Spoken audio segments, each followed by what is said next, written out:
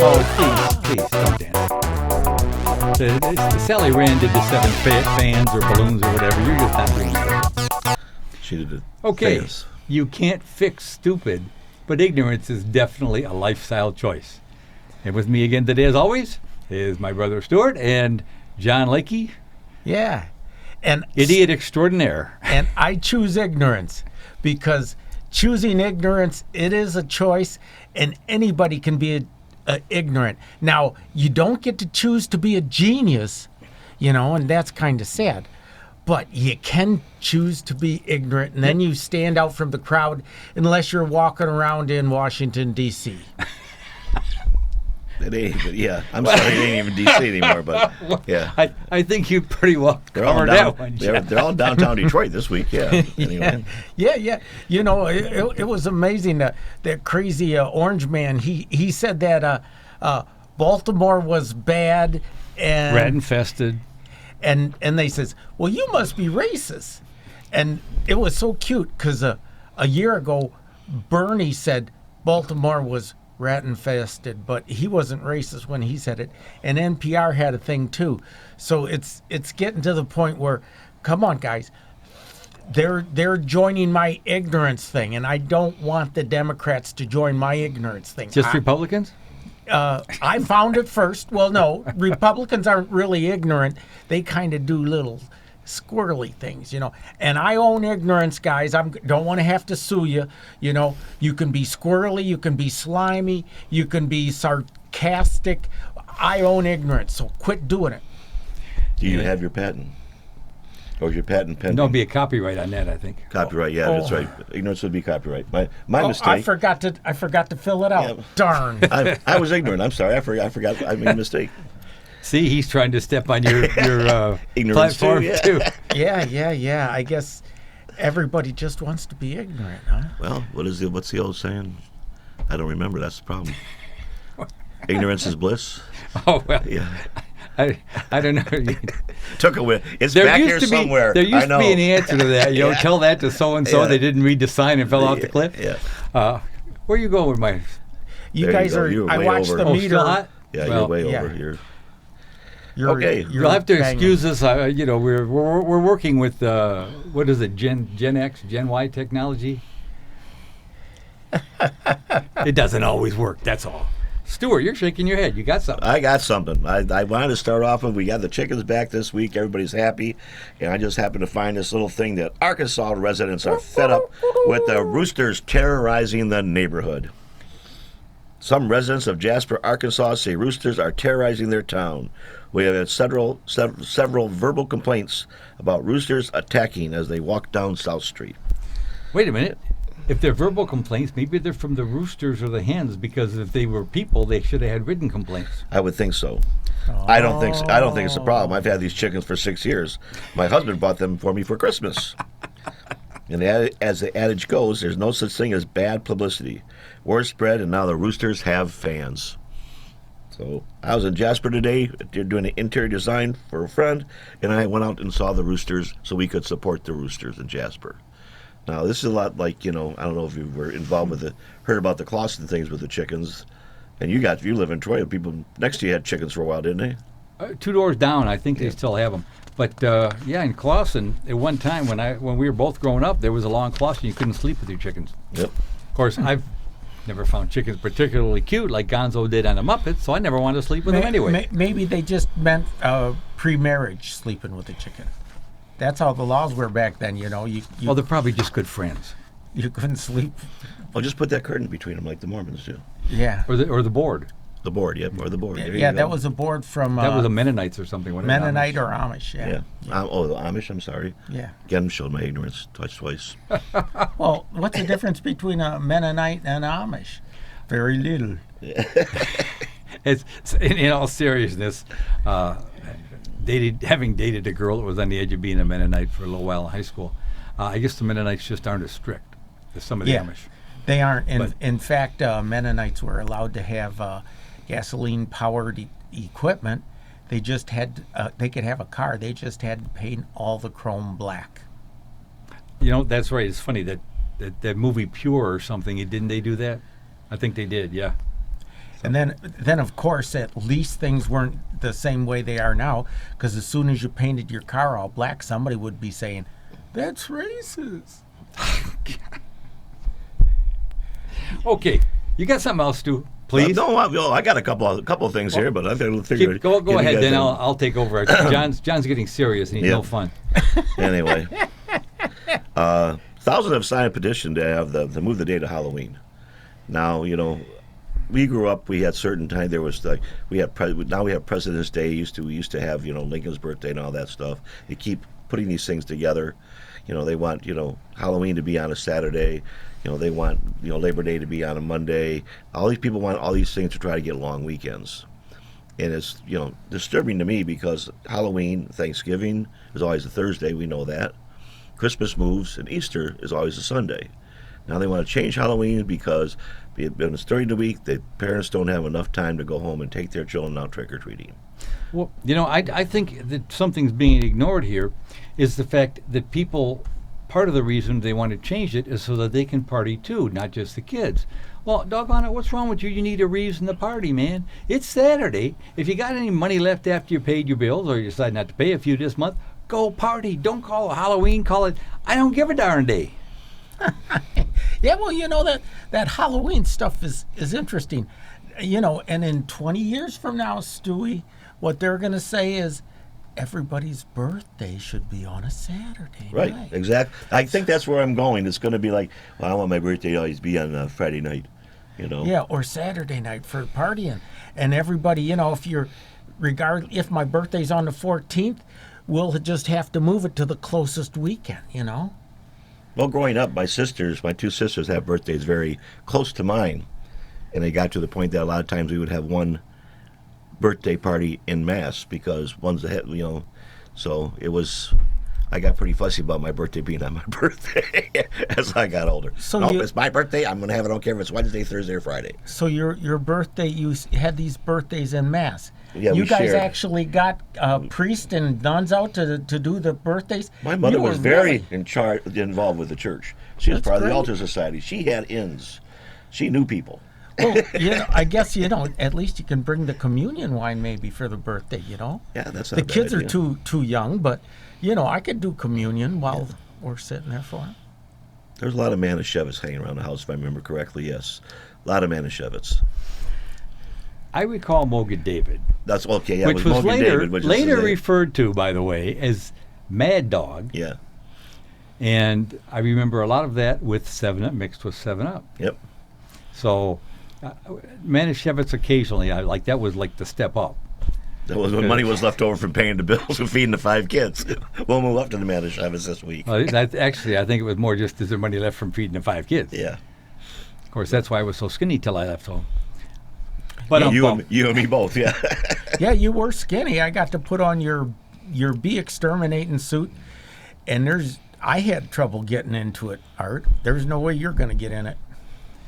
Well, yeah, I forgot about that. How did that whole thing go yesterday with the bee suit? Well, it was good. Of course, you told me to buy a can of bee spray when I stopped by at the hardware, and for some reason, I found what I needed, and I didn't stop by at the hardware.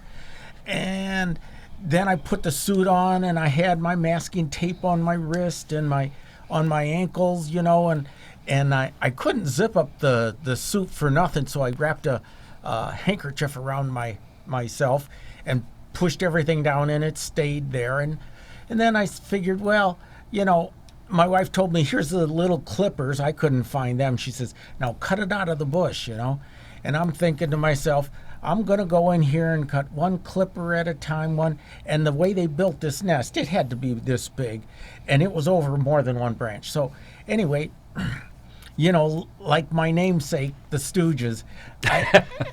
You mean your heroes? My heroes.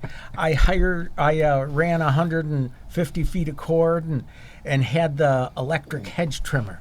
And I'm taking this thing, and I figure, well, I'll just have at it. So I went in there and turned it on, and the wasps, they can hear pretty good. Yes. And I can see where this is going. Okay, John, you know that I did that for years. That's why I had the bee suit. You could have asked me for, if nothing else, just a little bit of advice, like don't go near bees or wasps with anything that vibrates. Well, it worked out real good for me. I took the thing in there and I just started cutting around. I'm like just cutting around, cutting that whole piece out. I'm going ape crap. Ape ziggy, yeah, that's the word. And I just cut it out, and it finally, and then I take it and push it, and it falls out. Well, 2 seconds into cutting it, this cloud of wasps come out. There were so many, it was hard to even predict it.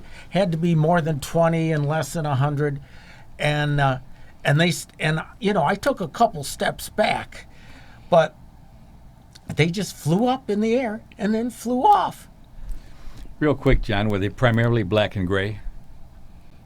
Is that what? Yeah, there was a little like gray fur coming out of their Okay. Edmonds. Well, the reason I ask is because they were probably what are called bald-faced hornets, and they build nests extremely fast, but they're one of the dumbest insects there is. I mean, you stand 5 feet away, and you can be spraying them, and they won't even know enough to come and get you. Well, I cut the thing out, and then I thought, I don't have any poison. Well, I had one can of poison, but it was 10 or 12 years old, and anyway, you spray it, and it squirts out less than what you could spray with your mouth, And please don't tell me you put it in your mouth and sprayed at them. No. He used the straw. Come on. Oh, okay. I used the Silly straw. me. I used the straw. So, I being a fire maniac, a nice pyromaniac, I carried a tank of propane and a quick start torch with me. Anyway, because I figure if I'm going to get stung to death, I'm going to at least have a Viking's funeral, But the nest is laying there, and I thought to myself, what do wasps know about? They know about fire, because it's lightning and fire and all that stuff has been around for millions of years, billions of years. So I lit up the part of the wasp's nest that was on the ground, and it smokes really good. They don't put any fire preventative stuff in that. And it smoked and burned real quick. And the reason I did it is because I figured once they realize fire's involved, because they can smell that smoke real easy. And they realize that, and a lot more of them, they just kept going.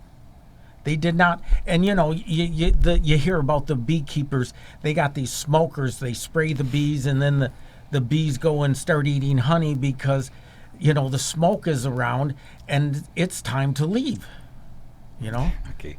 Folks, I want you to understand that this is an example of what happens when somebody's brought up on Dr. Seuss books. There's a few factually inaccurate things in there, John. Yeah. Well, anyway, my ignorance was not a Darwin Award for me. I survived the whole mess. They flew off. It helped a lot that the wind was between 10 and 18 miles an hour gusting, because the Air Force just has a terrible time attacking when the wind's blowing like this, So. What's funny? Little fun fact. Most bugs can't fly more than about 7 or 8 miles an hour. So when people are treating their yard because they're going to have a yard party, and the wind's gusting to 15 miles an hour, they're totally westing. That's it. I'm westing in the Westinghouse. No, they're totally wasting their money because the bugs are just going to come from next door anyway. So yeah, but they'll keep moving, If they don't land, they just because they can't stop, What we always did was, I was always told to put a fan up. Put a fan and turn the fan on medium, because as long as it's blowing, if you have a buffet of food out there, put a fan over it, and the bugs can't get near it because they can't fight the force of the air.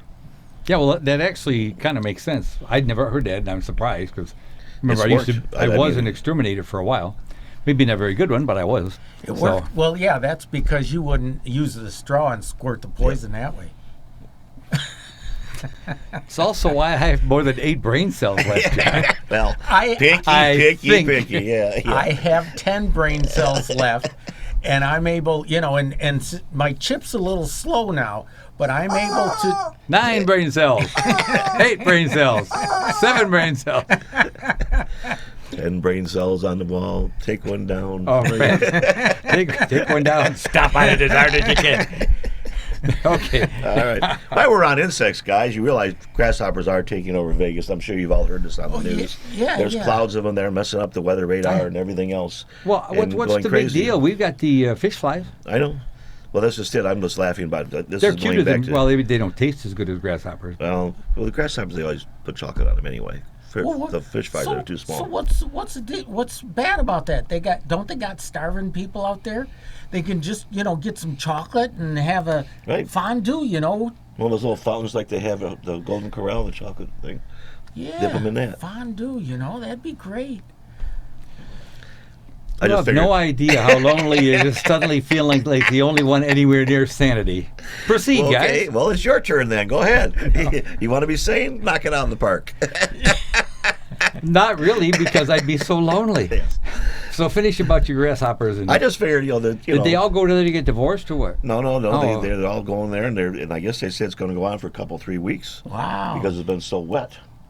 So they have a lot of breeding grounds, whatever. So that's but why. One of the people down there just assumed that the end is near because they're going back to, Moses. And biblical times. Biblical times. It's the locusts. So after this, they're going to get, the boils? Oh. I can't remember the whole. The progression? Yeah, the progression. Yeah, it's all I ever got out of that was everybody was begetting everybody else. So. Yeah. Well, really, maybe that's what the problem is. They're not begatting enough in Vegas. They're drinking too much and not doing the begatting. And then the next thing you know, they got all these grasshoppers because they weren't begatting enough. You mean to tell me that the grasshoppers are a sign of less begetting? What do they call it? Yeah. Basically, God's punishing them for not begetting enough. Yep. Yeah. I think that's probably it. Mostly the people now they drink a lot and then they give their money to the house. They call it gambling, but we know what it is. They're just putting their money in the box, and nobody ever gets rich in Vegas.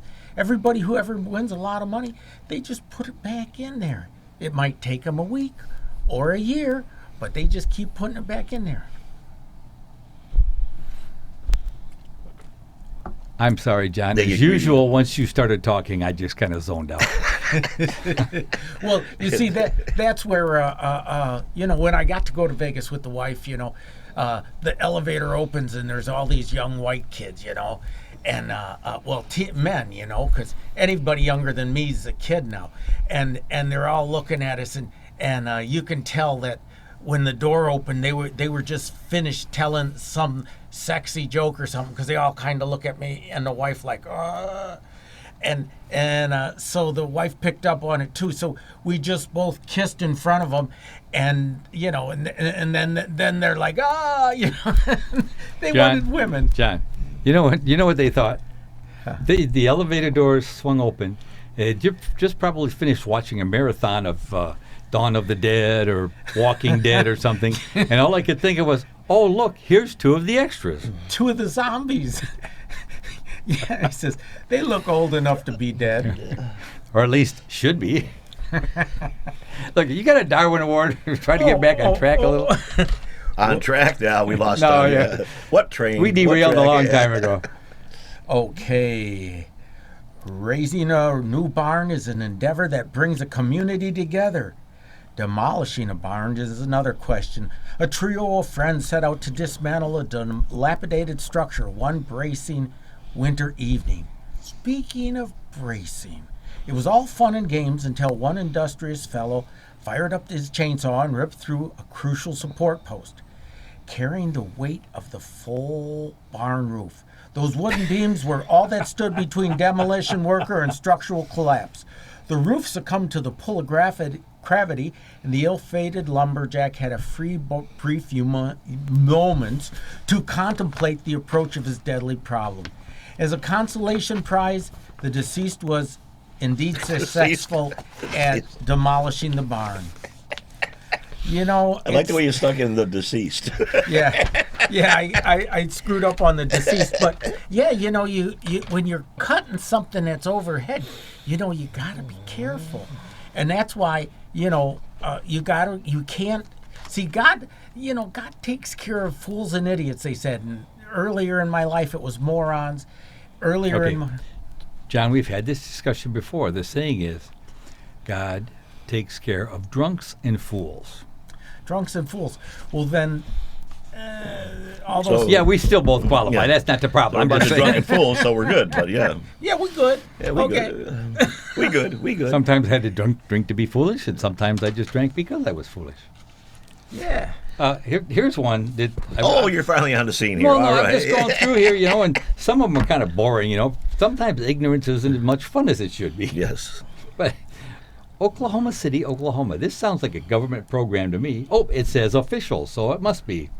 Officials say the number of structurally deficient bridges in the state has fallen from about 1,170 to 132. Are they saying all the bad bridges fell. have Yeah, fallen down? That's a really, really bad choice of words. Yeah. That's what it sounds like to me. Our bad bridges have fallen. Yeah. This is, you know, you start looking at some of this stuff and you read it and you said, did this person actually, like, even go back and reread Yeah, what they proofread wrote? it, yeah. Does anybody No, proofread no. anything? No, it's all done. People don't proofread anymore. Yep. They don't.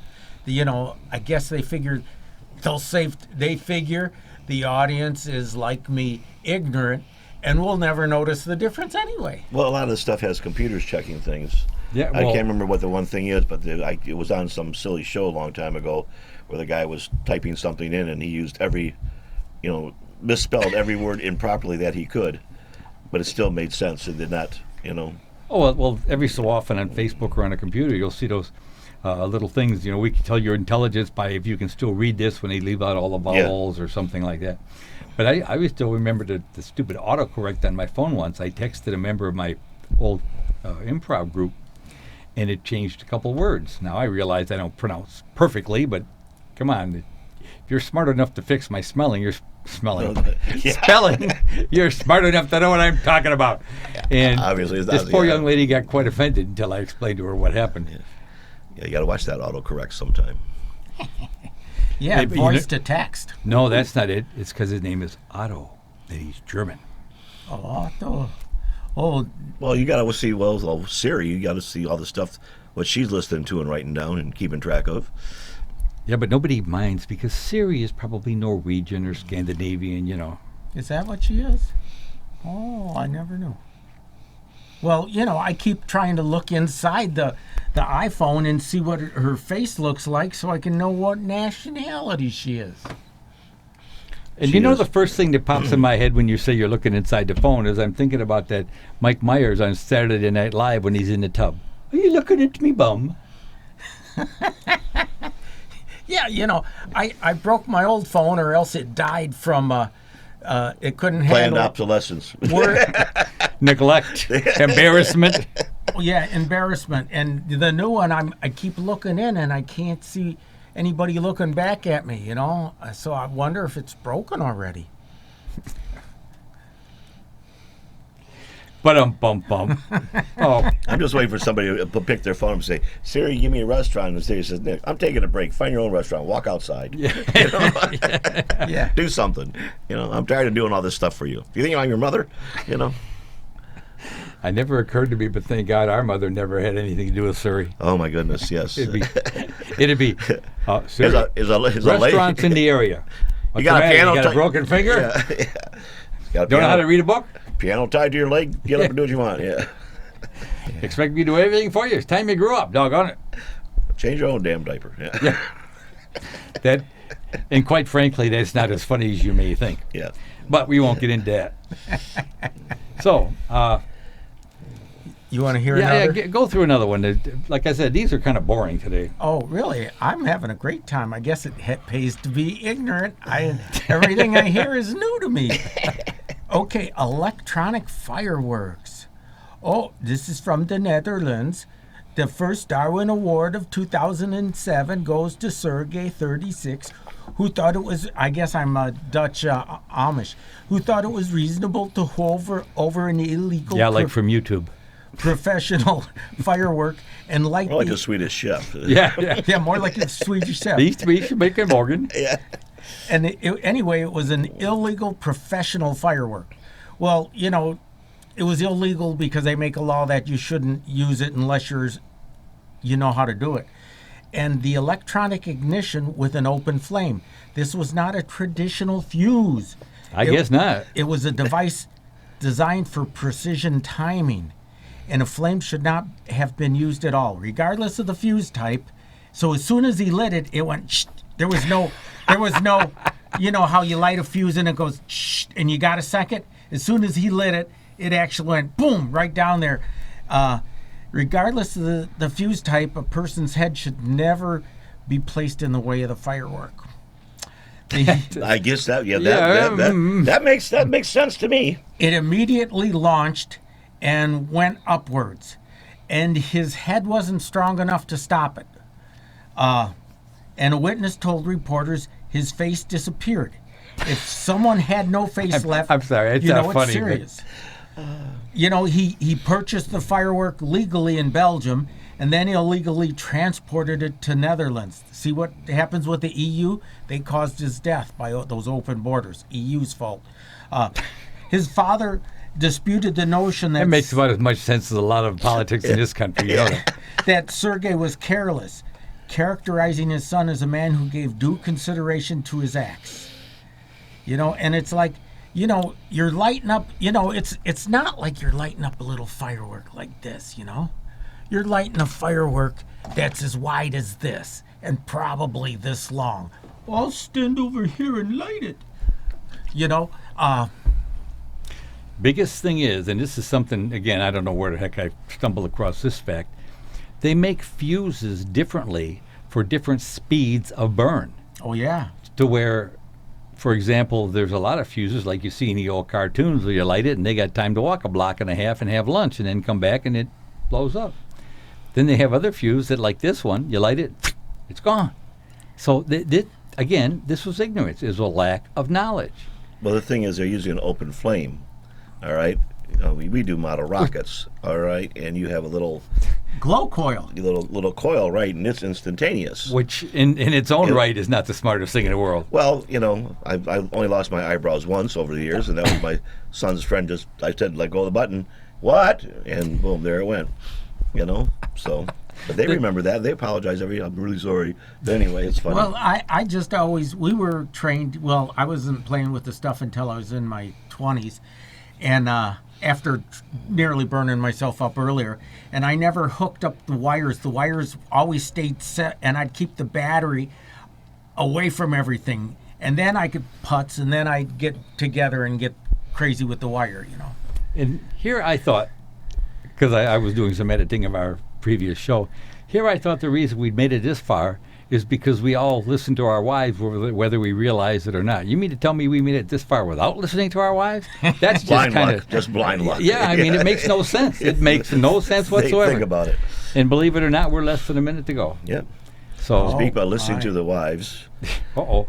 Yeah. What? There yeah. was a couple of doors down from us. Some gentlemen were taking down a tree in the backyard. We're going to have to talk about the tree story some other time. Go ahead. Anyway, and my wife wandered down and she watched him for a few moments, and she came back and she said, we're going out for lunch. And I said, why is that? Because these guys were worse than you. You guys were. I don't want to be around when the ambulances show up. Well, she was wrong because I remember doing that, and I don't think anybody could have done a worse job than us. Yep. So, having said that, I think we're going to say goodbye-bye. Bye.